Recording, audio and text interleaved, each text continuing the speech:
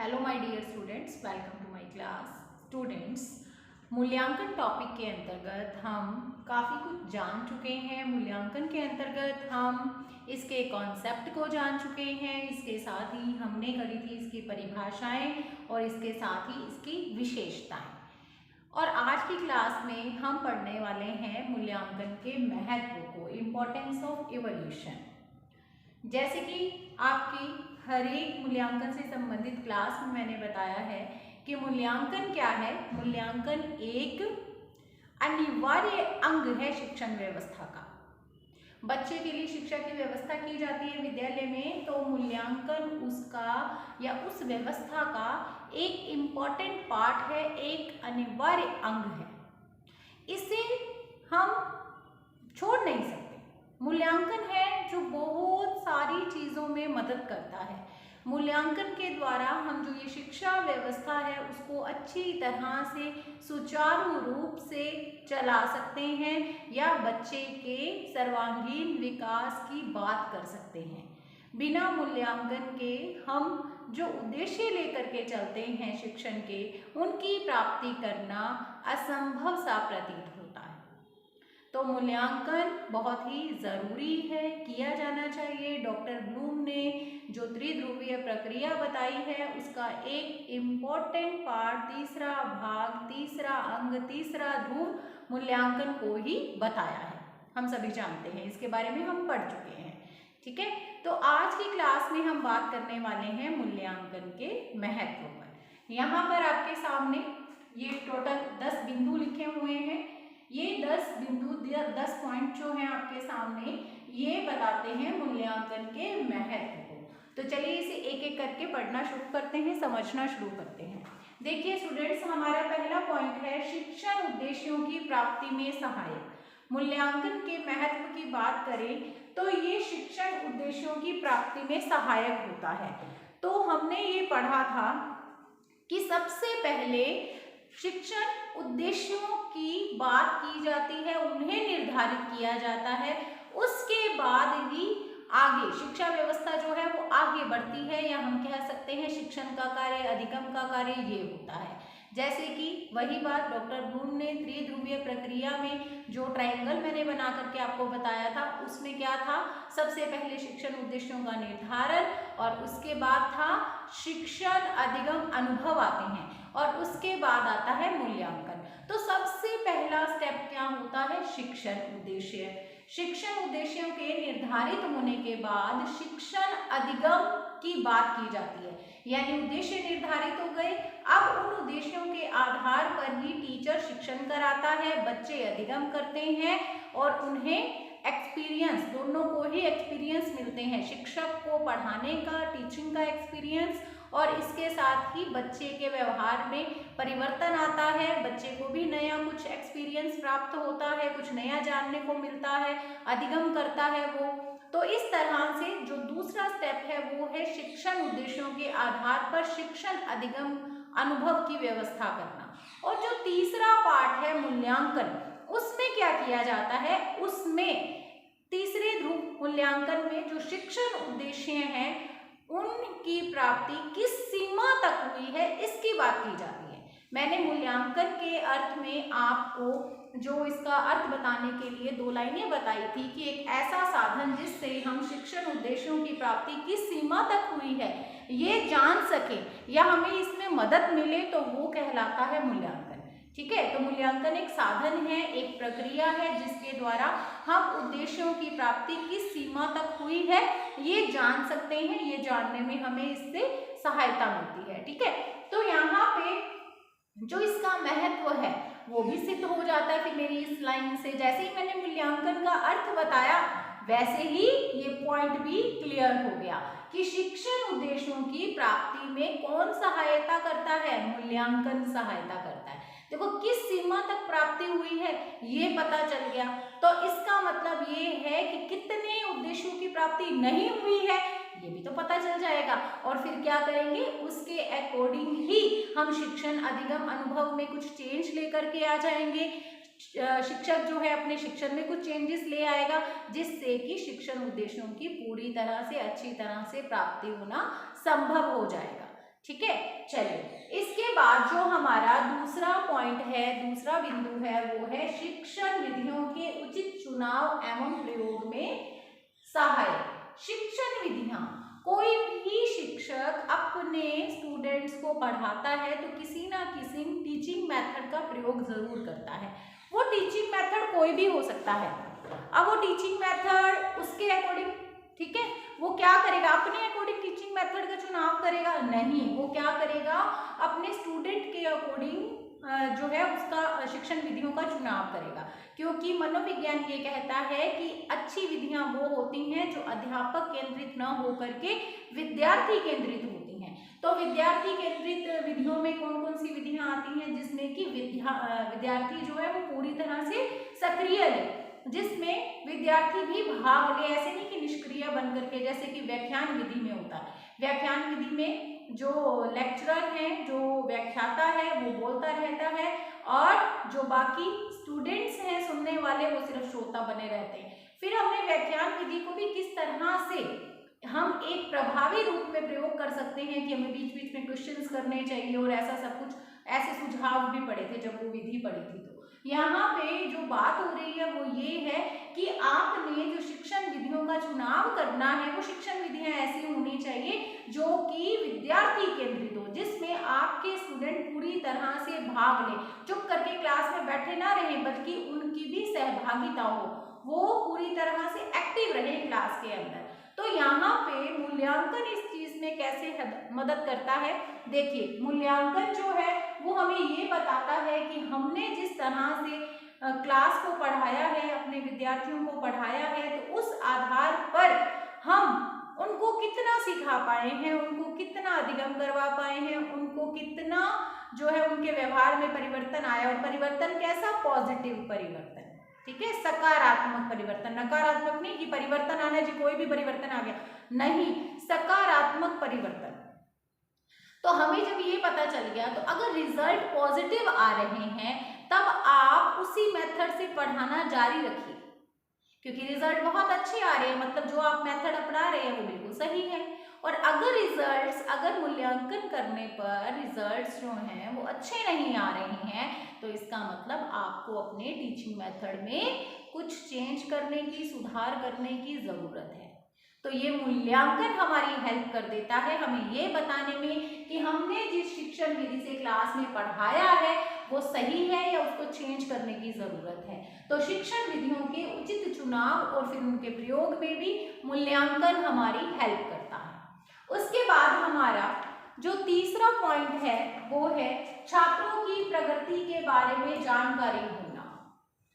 Students की progress के बारे में पता चल जाता है। मुझे नहीं लगता इस पॉइंट को मुझे एक्सप्लेन करने की ज़रूरत है, नहीं।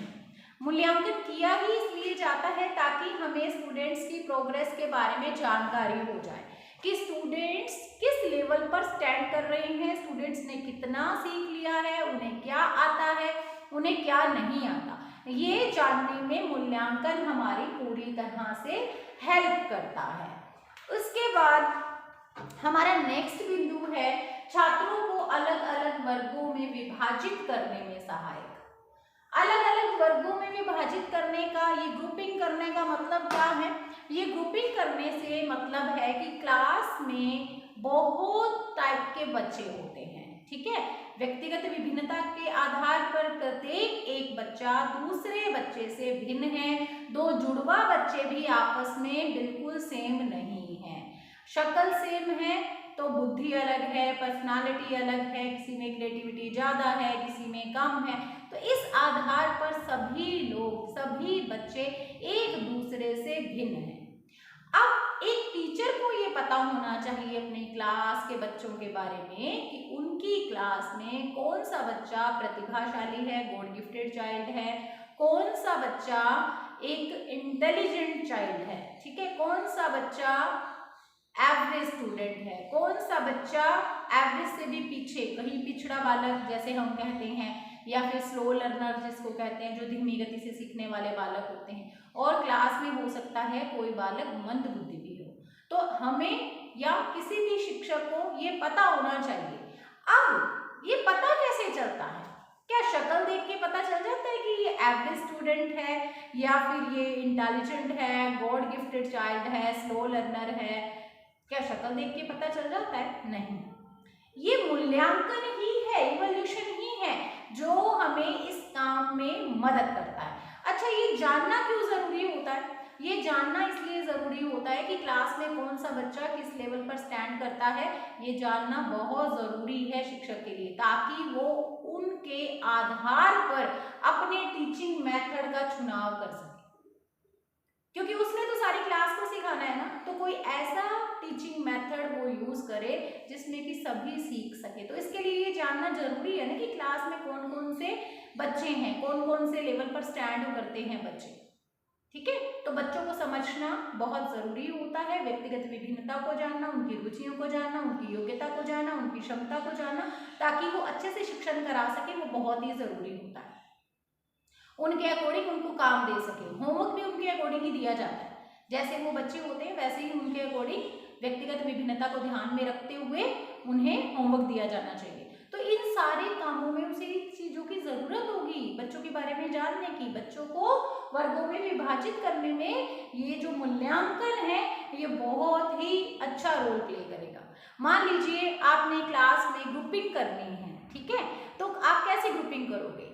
सारे के सारे इंटेलिजेंट बच्चे एक ग्रुप में डाल दोगे, सारे के सारे स्लो लर्नर एक में डाल दोगे, सारे के सारे जो मान लीजिए क्लास में कोई एक दो जो है मंदबुद्धि बालक है तो उनको क्या अलग ग्रुप में डाल दोगे? नहीं, आप ग्रुप बनाते समय ध्यान रखोगे ना कि उसमें इंटेलिजेंट भी हो, उसमें स्लो लर्नर भी हो, उसमें एक गॉड गिफ्टेड चाइल्ड भी हो, ताकि क्या बना रहे? बैलेंस बना रहे, रिजल्ट जो भी काम आप दे रहे हो उसके रिजल्ट अच्छे आए, है ना।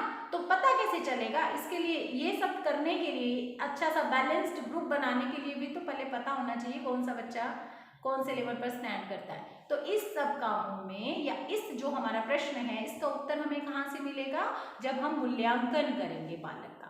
ठीक है, अब आपको समझ में आ गया होगा। चलिए इससे नेक्स्ट पॉइंट की ओर बढ़ते हैं। आगे देखिए, छात्रों की कमजोरियों को जानने में सहायक। छात्रों की कमजोरियां मतलब हमें ये जानने में मदद मिल जाती है मूल्यांकन के द्वारा कि बालकों को कितना कुछ समझ में आ गया है और कितना कुछ अभी जानना उन्होंने बाकी है। उनका जो वीक पॉइंट होता है वो हमें पता चल जाता है मूल्यांकन के द्वारा। जब हमें छात्रों की कमजोरी अर्थात उनकी जो वीक पॉइंट्स हैं, उनको जो चीजें समझ में नहीं आई हैं उनके बारे में पता चल जाएगा, तो हम क्या कर सकते हैं? उनको दोबारा से सिखा सकते हैं, किसी और मेथड से उनके बारे में उनको बता सकते हैं उन टॉपिक्स को। और या फिर क्या कर सकते हैं कि हम उस बच्चे को, अगर किसी एक बच्चे को कोई समस्या आ रही है तब शिक्षक उसको अलग से भी समझा सकता है ना। एफर्ट्स लगाएगा ना अपने शिक्षक। क्यों? क्योंकि उसको क्या कराना है? अपने स्टूडेंट्स को अधिगम कराना है। तो इस तरह से मूल्यांकन के द्वारा, इवोल्यूशन के द्वारा हमें बच्चे के जो वीक पॉइंट्स होते हैं, जो कमजोरियां हैं, जो उसको समझ में नहीं आया हुआ है, जो उसकी अधिगम से संबंधित समस्याएं हैं, उनको जानने में मदद मिल जाती है। आगे है छात्रों को अध्ययन हेतु प्रेरित करना। अध्ययन हेतु प्रेरित करना, आप देखिए जब एग्जाम्स आते हैं, जब मूल्यांकन किया जा रहा होता है, चाहे वो किसी भी रूप में हो रहा हो, मौखिक परीक्षा हो, लिखित परीक्षा हो, क्या आप लोग तब स्टडी नहीं करते हो? पूरा साल आप लोग जो है इतना ज़्यादा सीरियस नहीं होते हो स्टडी को लेकर के, जितना कि, या मैं कह सकती हूँ जितना कि उस दिन होते हो जिस दिन अगले दिन आपने एग्जाम देने जाना है। दोनों में कंपैरिजन करके देखना, है ना। तो इस तरह से बच्चे अध्ययन के लिए प्रेरित होते हैं। बच्चों को जब ये पता होता है कि कल हमारी ये परीक्षा है या कल हमारा ये टेस्ट है, या जो भी हम जिस भी रूप में या जिस भी तरीके से बच्चे का मूल्यांकन कर रहे हैं, इवोल्यूशन कर रहे हैं, उस तरीके से बच्चे को पता चल जाता है कि कल जो है मेरी ये परीक्षा ली जानी है, तो बच्चा अध्ययन करता है ना। स्टडी के लिए बच्चा अपने आप से ही मोटिवेट हो जाता है। उस दिन उसको किसी को समझाने की ज़रूरत नहीं होती, वो अपने आप से पढ़ने बैठ जाता है। और सारा वैसे क्या होता है, टीचर भी कहते रहते हैं, घर पे पेरेंट्स भी कहते रहते हैं कि पढ़ लो पढ़ लो पढ़ लो, लेकिन एग्ज़ाम से पहले बच्चे खुद से ही एक दिन पहले खुद से पढ़ते हैं ना। तो इस तरह से ये मूल्यांकन क्या करता है? मूल्यांकन जिसमें हम बच्चे की मूल्यांकन करते हैं, कोई परीक्षा वगैरह लेकर के, परीक्षण लेकर के, तो वहाँ पे बच्चा अपने आप से अध्ययन हेतु प्रेरित हो जाता है, स्टडी के लिए मोटिवेट होता है। उसके बाद माता पिता को छात्रों की प्रगति की जानकारी होना। अब वैसे तो बच्चे क्या करते हैं स्कूल के अंदर, वो पेरेंट्स मीटिंग में जैसे बच्चे जाते हैं तो वहाँ पे ही पता चलता है। तो बहुत सारे ऐसे पेरेंट्स होते हैं जो पेरेंट्स मीटिंग में नहीं जाते हैं, या फिर हम ये भी कह सकते हैं सारे स्कूल पेरेंट्स मीटिंग ऑर्गेनाइज भी नहीं करते हैं, और इसके अलावा वो जा भी नहीं पाते पेरेंट्स। कुछ की प्रॉब्लम है, मान लीजिए टाइमिंग नहीं सेट आ रही, क्लैश हो रहा है टाइम, किसी को ऑफिस जाना है, किसी की कोई और समस्या है, तो वो इतने ज़्यादा टच में नहीं रहते हैं। अब मान लीजिए अनएजुकेटेड जो पेरेंट्स है ना, वो तो वैसे ही कतराते हैं, वो पेरेंट्स मीटिंग में जाना उनको कंफर्ट नहीं लगता, उनको ये लगता है कि जाकर के हम क्या बात करेंगे या कुछ भी है, तो कई बार जाते भी नहीं है। तो इस तरह से ना ये जो छात्रों की प्रगति है कि उनका बेटा, उनकी बेटी, उनका बच्चा विद्यालय में क्या प्रोग्रेस कर रहा है, क्या सीख रहा है, कितना सीख रहा है, कैसे सीख रहा है, तो उनको इसकी रिपोर्ट इवोल्यूशन के द्वारा ही तो मिलती है। मूल्यांकन के लिए हम परीक्षा लेते हैं, परीक्षा लेने के बाद उसके जो मार्क्स आते हैं उसको हम रिपोर्ट कार्ड के ऊपर लिख करके, रिपोर्ट कार्ड में लिख करके पेरेंट्स से सिग्नेचर के लिए भेजते हैं, या अगर छोटे से रूप में देखूं तो क्लास टेस्ट लेते हैं, तब भी हम बच्चों को कहते हैं कल ये जो आपके नंबर आए हैं ये दिखा करके इस पे साइन लेके आना टेस्ट पे। इससे क्या होता है, ये जो इवोल्यूशन है वो मदद करता है एक पेरेंट्स को अपने बच्चे के संबंध में प्रगति की जानकारी हो जाती है, उनको पता करने में कि उनका जो बच्चा है वो विद्यालय में क्या प्रगति कर रहा है, क्या सीख रहा है, कितना सीख रहा है। ठीक है, तो इस तरह से मूल्यांकन के द्वारा माता पिता को भी अपने बच्चे की प्रगति की जानकारी प्राप्त हो जाती है। ठीक है, चलिए नेक्स्ट है शैक्षिक एवं व्यावसायिक मार्गदर्शन में सहायक। शैक्षिक और व्यावसायिक दो चीजें हैं, शिक्षा के क्षेत्र में शैक्षिक, व्यवसाय के क्षेत्र में व्यावसायिक। तो शैक्षिक और व्यावसायिक मार्गदर्शन में किस तरह से मूल्यांकन हमारी हेल्प करता है। स्टूडेंट्स आप देखिए, आपसे कोई आकर के ये पूछता है कि मैं 10th क्लास में मेरे इतने मार्क्स आए हैं, तो उसके बाद मैं 11th में कौन सी स्ट्रीम में जाऊं, मैं बीकॉम करूं या मैं जो है इसमें जाऊं, मैं कॉमर्स लूं या मैं नॉन मेडिकल लूं या मेडिकल लूं या मैं आर्ट्स लूं, आपसे ये आकर के कोई सवाल पूछता है, तो सबसे पहले आप उसको ये पूछते हो कि अच्छा तुम नॉन मेडिकल लेना चाहते हो तो मैथ्स के नंबर बताओ, है ना, मेडिकल नॉन मेडिकल लेना तो मैथ साइंस के नंबर बताओ, है ना, कितने नंबर आए हैं, तुम्हें इसमें क्या कितना इंटरेस्ट है, यही सब कुछ पूछते हो ना उसको। तो उसी तरह से आप यहाँ पे जो शैक्षिक मार्गदर्शन है और व्यावसायिक में, क्योंकि यही शैक्षिक मार्गदर्शन, अब मान लीजिए किसी ने बीकॉम किया है, ठीक है, आपने पहले उसको सजेशन दिया कि तुम कॉमर्स ले लो, उसके बाद उसने ठीक है 11th में कॉमर्स लिया और फिर उसने ग्रेजुएशन मतलब यानी बीकॉम कंप्लीट कर लिया, 11th 12th फिर बीकॉम कर लिया 3 साल लगा करके। उसके बाद उसके पास क्या ऑप्शन रह जाते हैं, बीकॉम वाला व्यक्ति कहाँ जाएगा, बैंक के फील्ड में जाएगा। तो व्यावसायिक मार्गदर्शन का मतलब वो व्यवसाय के लिए जब वो 11th में अपनी स्ट्रीम चूज करता है, जब 11th में वो ये डिसाइड करता है कि उसको कौन सी जो है वो फील्ड में जाना है, तो इसमें ही उसके दिमाग में उस टाइम पे क्लियर हो चुका होता है कि उसने अपना जो फ्यूचर है वो कौन से फील्ड में बनाना है ना, वो क्लियर हो चुका होता है। तो ये मूल्यांकन जो है वो हेल्प करता है किसमें, शैक्षिक और व्यावसायिक मार्गदर्शन में। यानी हम बच्चे को उसके मार्क्स देख करके, मैंने अभी एग्जांपल दिया आपको कि हम उसके 10th के मार्क्स पूछते हैं कि 11th में कौन से सब्जेक्ट को ले या किस स्ट्रीम में जाए, तो हम उससे सबसे पहले ये पूछते हैं कि बताइए आपके इसमें कितने नंबर आए, इस सब्जेक्ट में कितने आए, और उस आधार पर ही हम उसको राय देते हैं, उसको गाइडेंस देते हैं कि आपको इस फील्ड में या इस स्ट्रीम में जाना चाहिए, है ना। तो इस तरह से मूल्यांकन हेल्प कर देता है शैक्षिक और व्यावसायिक मार्गदर्शन में गाइडेंस देने में। ओके, देन नेक्स्ट पॉइंट है हमारा अध्यापकों के कार्य की जांच। अध्यापकों के कार्य की जांच भी हो जाती है मूल्यांकन से। अब मान लीजिए मैं आपका कोई टेस्ट लेती हूँ या आपका एग्ज़ाम पेपर लेती हूँ, तो स्टूडेंट्स जो आपके मार्क्स हैं वो आपके मार्क्स तो हैं ही, मेरे शिक्षण के भी मार्क्स हैं, वो मेरे काम की भी चेकिंग है, मेरी भी प्रोग्रेस है। अगर आपके मार्क्स बहुत अच्छे आ रहे हैं तो इसका मतलब आपको मेरा पढ़ाया हुआ अच्छी तरह से समझ में आ रहा है, अर्थात मैं जिन टीचिंग मेथड से आपको पढ़ा रही हूँ वो बहुत अच्छी टीचिंग मेथड्स हैं, तभी तो आपके इतने अच्छे मार्क्स आ रहे हैं। क्योंकि बालक का अधिगम, छात्र का अधिगम शिक्षक के शिक्षण पर निर्भर करता है। इस बात से आप एग्री करते हो? मुझे नहीं लगता कि आप इस चीज़ को नहीं समझ रहे होंगे। आपको ये चीज़ तो आपको सही है, आपको समझ में आ रही होगी कि बालक का अधिगम या छात्रों का जो अधिगम है वो शिक्षक के शिक्षण पर निर्भर करता है। तो इस तरह से अगर आपके मार्क्स बहुत अच्छे आ रहे हैं, यानी जो इवैल्यूएशन किया गया, मूल्यांकन किया गया, तो ऐसा लग रहा है कि आपको सब कुछ आता है, आपका अधिगम हुआ है, आपने सीखा है और व्यवहार में सकारात्मक परिवर्तन आया है, तो इसका मतलब मेरा शिक्षण भी सफल हो गया। ठीक है, तो इस तरह से मुझे मेरे बारे में भी जानकारी, मेरे शिक्षण के बारे में भी जानकारी होगी, मेरे कार्य की भी जांच होगी। और अगर रिजल्ट अच्छे नहीं आते हैं तब क्या किया जा सकता है?